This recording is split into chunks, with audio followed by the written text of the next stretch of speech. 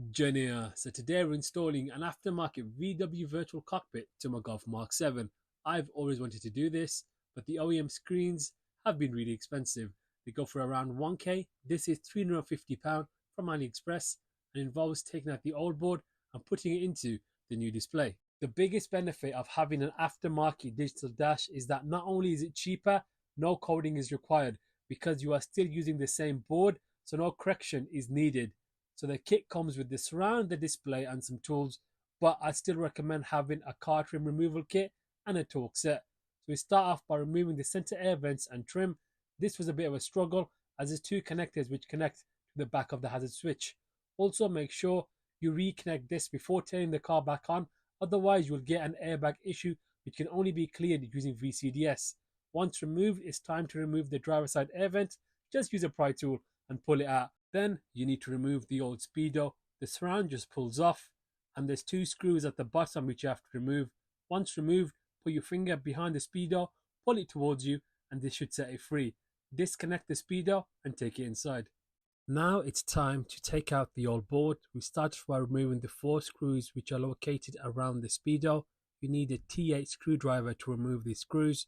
Once removed, you need to undo both clips on either side. Then it's time to remove the dials. Use the orange pry tool included to remove the needles. You slide it under, pry upwards with a bit of pressure to free these, then remove the black dials, black surround and the three remaining torque screws. This should remove the white plastic from the board.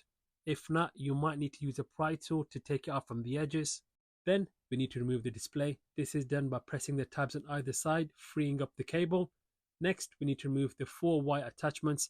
These control the gauges on the original speedo. I labeled these just in case I need to go back to the old display.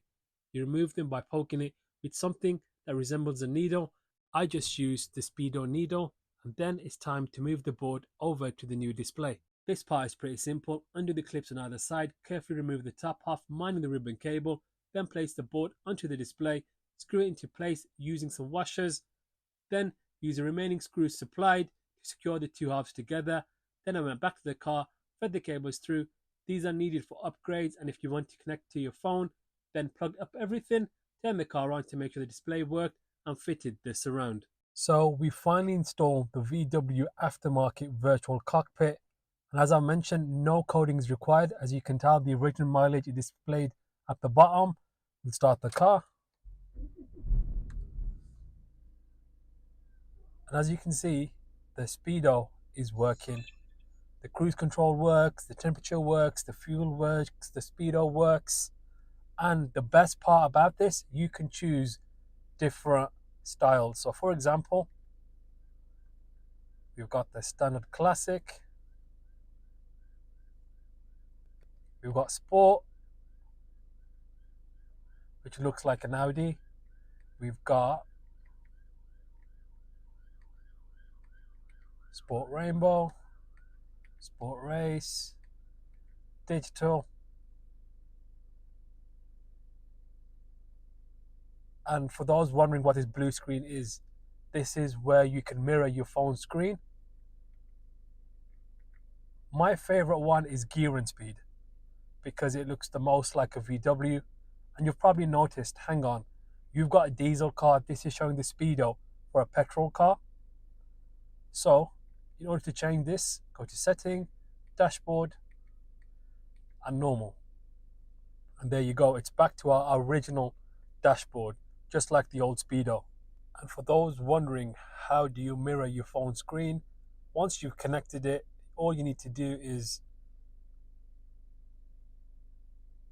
screen mirror, choose RK cast, and it will appear on the dash once connected. There you go. From here you go on YouTube, play a video, and I've got no internet. Great times.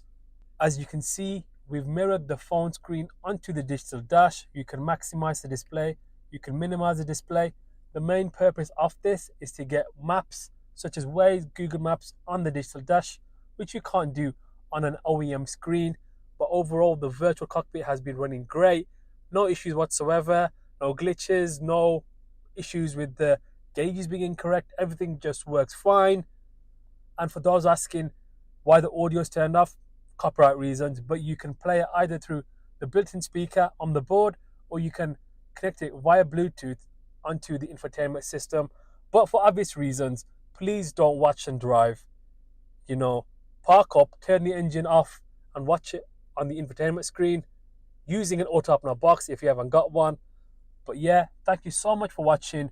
Thank you for all the support, and bigger mods are coming soon. So make sure you hit the subscribe button, and thank you for all the support.